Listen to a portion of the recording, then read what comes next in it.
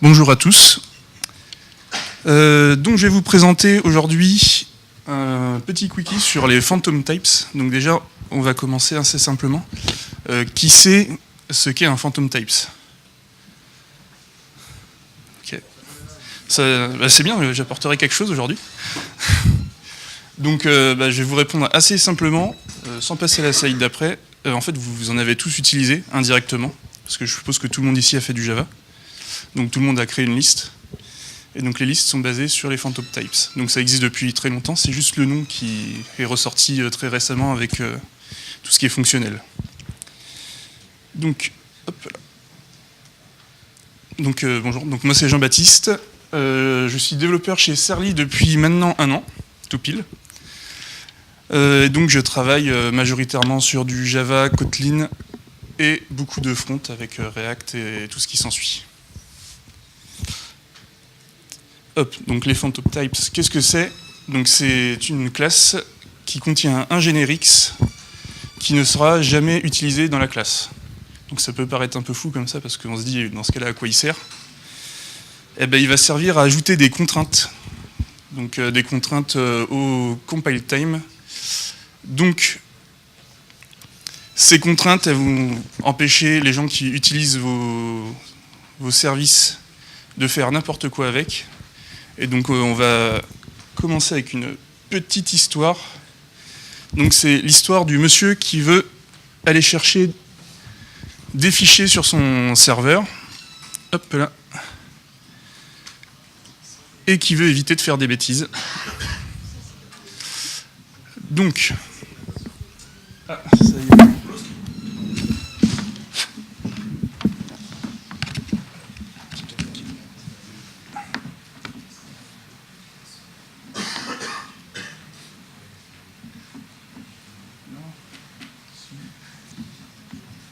Hop, nickel. On va juste.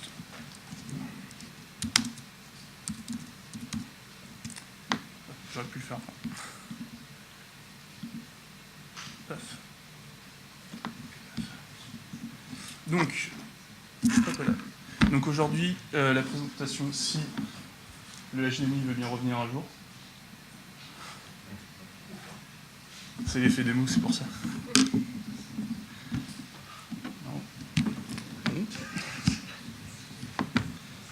Acheter Apple.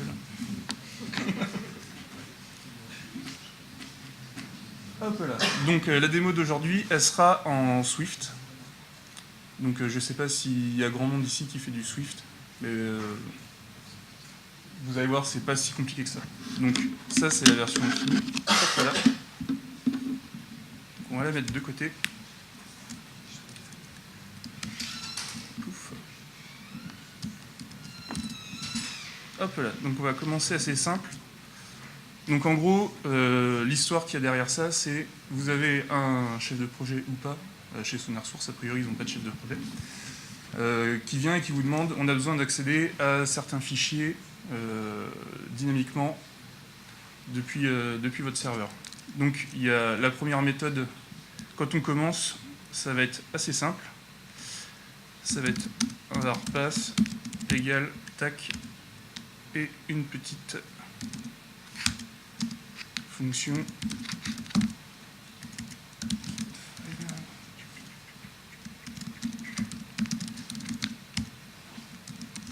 hop là. Et donc après on va appeler notre fonction avec notre petit pass qui va contenir hop là.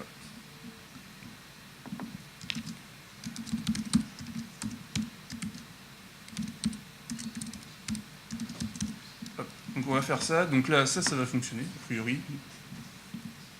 Le problème qu'on va avoir, c'est que potentiellement, les entrées, on n'est jamais sûr de ce qu'il y a dedans. Donc rien n'empêche quelqu'un de faire ça par exemple, ce qui est un non-sens total parce qu'on chaîne 2 fichiers à la suite. Et donc ça va planter magistralement en production, ce qui n'est pas forcément ce qu'on veut.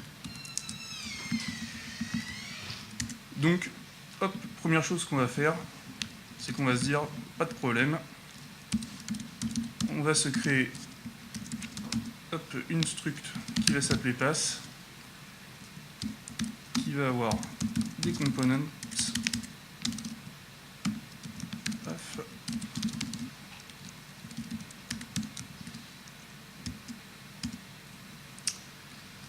Hop là. Et donc, pouf, pouf, que je ne fasse pas de bêtises. Qu'est-ce qu'on va faire? On va plus initialiser la chaîne de caractères comme ceci. On va faire un truc un peu plus sexy. Voilà. Tac. On va l'initialiser en découpant directement les dossiers. Tac, user.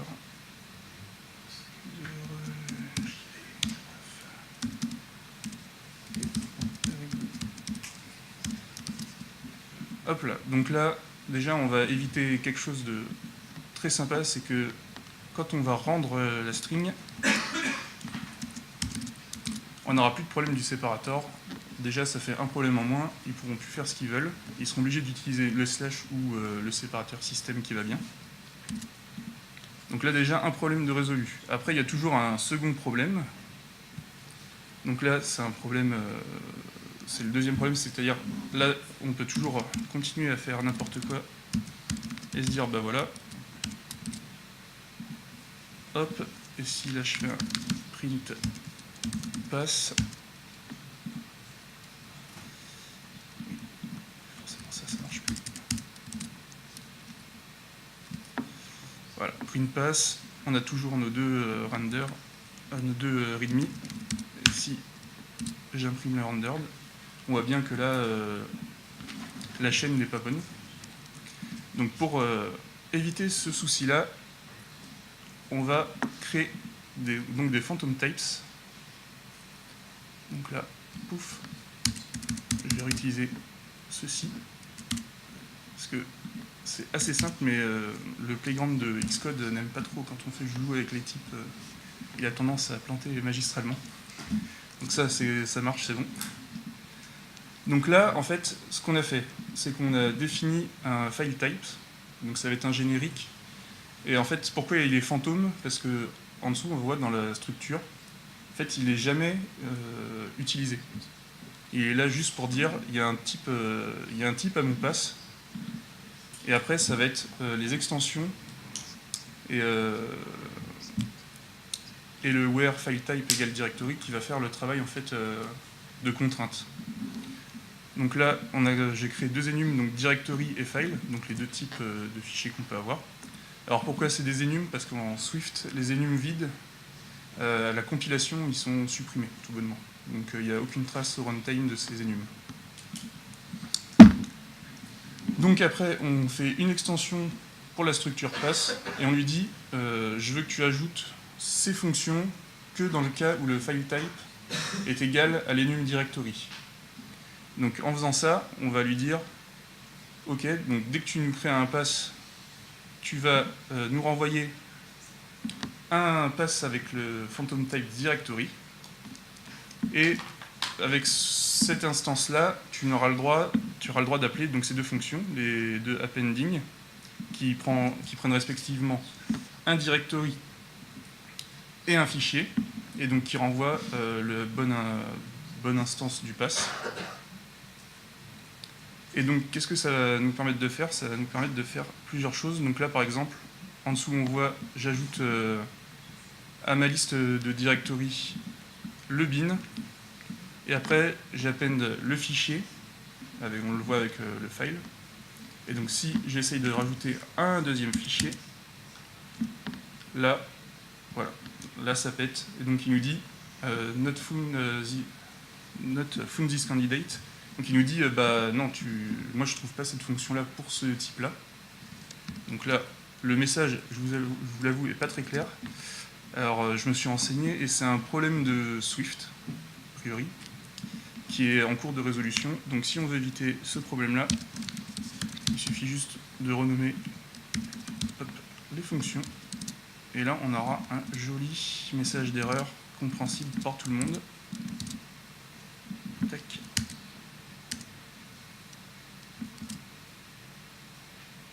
Voilà, et donc là, on a ce magnifique message d'erreur qui nous dit qu'on ne peut pas convertir un pass file vers un pass directory. Donc là, au compile time, je sais qu'il y aura un problème. Et donc en gros, les phantom types, ça sert à ça, ça sert à éviter les problèmes au runtime en les anticipant. Donc là, je l'ai fait avec le fichier, avec les fichiers. Hop là. Je vais aller un peu rapidement parce que j'ai un autre exemple qui est un peu plus sympa. Et donc le deuxième exemple, c'est les unités de mesure. Donc ça, nous, dans la vie de tous les jours, a priori, on ne les utilise pas plus que ça. Mais donc grâce au phantom type, là, on peut... Hop là, il y a un peu plus de code. On peut par exemple convertir des kilomètres en mètres relativement facilement. Et surtout, ça peut prévenir le mélange des types, des unités. Par exemple, là, dans ce cas-là, si je fais ça, il ne va pas aimer du tout parce que j'essaye de transformer des kilomètres en secondes et forcément, ça passe pas. Et donc ça, c'est fait au compile time, donc il n'y a plus besoin d'avoir de vérification par booléen. Par exemple, dans le cas des file type, on peut se dire, si c'est un dossier, dans ce cas-là, j'ai un booléen qui a trou dans le cas où c'est un dossier, et puis après, on fait une précondition sur les fonctions d'ajout pour pouvoir vérifier que c'est bien fiché, donc éviter d'ajouter 2 fichiers à la suite. Donc là, il n'y a plus de problème à ce niveau-là. Ça va péter direct, et avec un peu de chance, si les noms de fonctions sont bien nommés, on aura un message compréhensible par n'importe quel utilisateur. Voilà. Alors, après, il y a les fameuses unités. Donc en fait, les unités, c'est exactement la même chose qu'au-dessus. Seulement, on va créer un niveau supplémentaire d'abstraction pour dire, voilà, il y a un groupe d'unités, un deuxième groupe d'unités, et on va associer une unité à chaque groupe, et tout ça se fait via des types. Donc en gros, c'est ça les phantom types, c'est visualiser les contraintes et les adapter en type pour qu'au compile time, on puisse gérer toutes les erreurs potentielles. Voilà. Est-ce qu'il y a des questions? Comment tu as défini les groupes pour ne pas pouvoir transformer des secondes? C'est là où je ne vois pas. Alors. Des secondes en mètres, par exemple. Donc là, tu vois qu'il y a une... Hop, si je remonte, tu as un protocole qui s'appelle Unit Family, qui porte relativement bien son nom. Ça va être le groupe d'unités, qui va avoir comme type associé les bases unit. Donc ça va être l'enum qui va dire, enfin le type qui va dire ceci est une unité. Hop, d'ailleurs on le voit là. Donc dans l'unité, on lui dit qu'elle a une famille, ça va être l'unit family qu'on a au-dessus. Et dedans, on va lui dire, moi je veux que tu aies un symbole et un unit converter par type. Et en fait, c'est ça qui va te permettre d'appeler. Donc là, on le voit, type alias. Donc la famille, ça va être une longueur. Le symbole d'émettre, ça va être le M. Et le unit converter, alors ça, c'est du Apple. C'est pas moi qui l'ai écrit, c'est un truc qui existe déjà. Et donc c'est ça, en fait, qui va permettre, plus en bas, de dire converted to meters. Et comme ça, avec le unit converter, dynamiquement, il va savoir, grâce au coefficient qu'on lui passe, comment il va devoir convertir pour le même type d'unité. Donc ça peut être utilisé aussi bien pour des choses relativement simples comme ça. Les phantom types, ça peut être aussi utilisé pour les machines à état.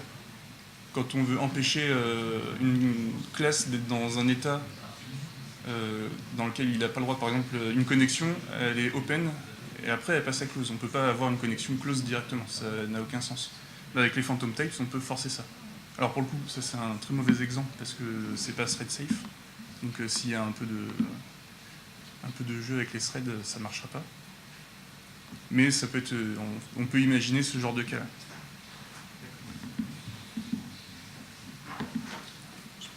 D'autres questions?